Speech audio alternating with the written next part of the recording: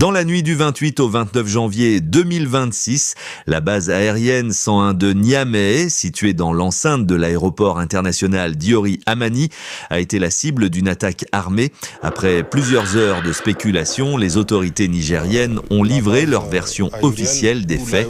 Selon un communiqué du ministère de la Défense nationale, il s'agirait d'une tentative d'infiltration menée par un groupe de mercenaires qualifiés de télécommandés. Les faits se seraient déroulés aux environs de 0h20. Des assaillants circulant à moto, phares éteints, auraient attaqué la base aérienne 101, un site hautement stratégique. C'est depuis cette base que les forces françaises avaient été définitivement chassées le 22 novembre 2023. L'attaque aurait duré une trentaine de minutes.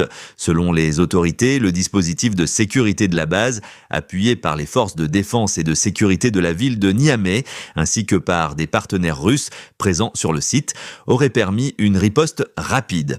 Les responsables militaires affirment que l'ennemi a été mis en déroute en moins de 20 minutes. Le bilan officiel fait état de 4 militaires nigériens blessés, ainsi que de dégâts matériels, notamment un stock de munitions qui aurait pris feu pendant les échanges. Toujours selon le communiqué, 20 assaillants auraient été neutralisés, 11 autres interpellés, dont plusieurs grièvement blessés. Un important lot d'armes de guerre et plusieurs motocyclettes auraient été récupérées. Dans leur fuite, les assaillants auraient également tiré sur 3 aéronefs civils stationnés, dont 2 appartenant à la compagnie Aski. Les autorités nigériennes vont plus loin. Dans leur communication, elles affirment que ces mercenaires auraient bénéficié de soutiens extérieurs. Des noms de dirigeants étrangers ont été explicitement cités comme supposés sponsors de cette attaque. À ce stade, ces accusations n'ont pas été confirmées par des sources indépendantes et n'ont fait l'objet d'aucune réaction officielle des pays concernés.